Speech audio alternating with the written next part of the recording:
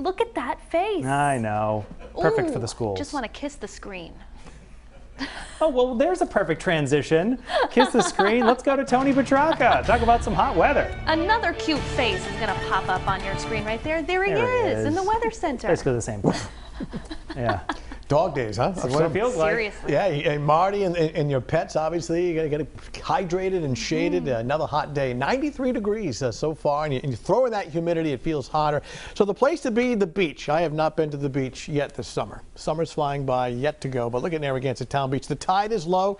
It's even warm at the beach, but it's not quite as high. And of course, what a difference when you have that little breeze coming in off the ocean. Take a look at other coastal locations, and Newport, it's warm. It's around 83, 85. It's not in the 90s. But it's warm and humid, and New Bedford, which was 90 just an hour ago, is still well into the 80s with some sunshine. There's a little bit of a breeze kind of taking the edge off the heat a little bit. In fact, here are the numbers right now. After reaching 93 in Providence, it's now 92. Now, these are actual air temperatures, not the heat index.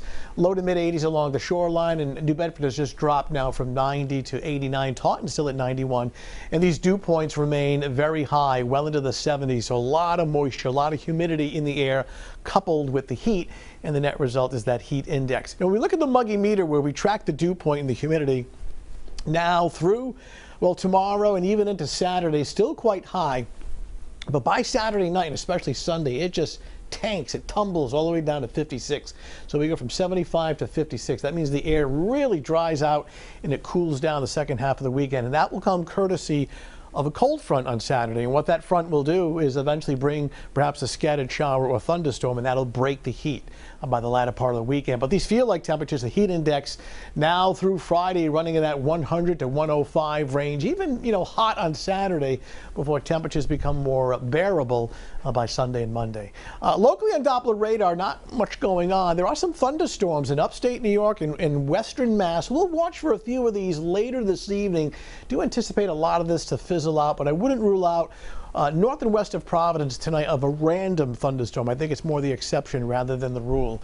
Gulf of Mexico, Florida, Cuba. This is now tropical depression, no longer tropical storm, but depression Fred. It has weakened, but unfortunately the long-range forecast has it becoming a tropical storm again in the next couple of days, passing near the Florida Keys and the west coast of Florida, Gulf of Mexico into the weekend and early next week. We'll keep an eye on it, as now that we're in August, the tropics tend to become more active. All right, let's get in real close, hour by hour, starting off this evening. And we're going to stay in the 80s this evening up until about midnight. So a very warm night, and then overnight tonight dropping into the mid-70s.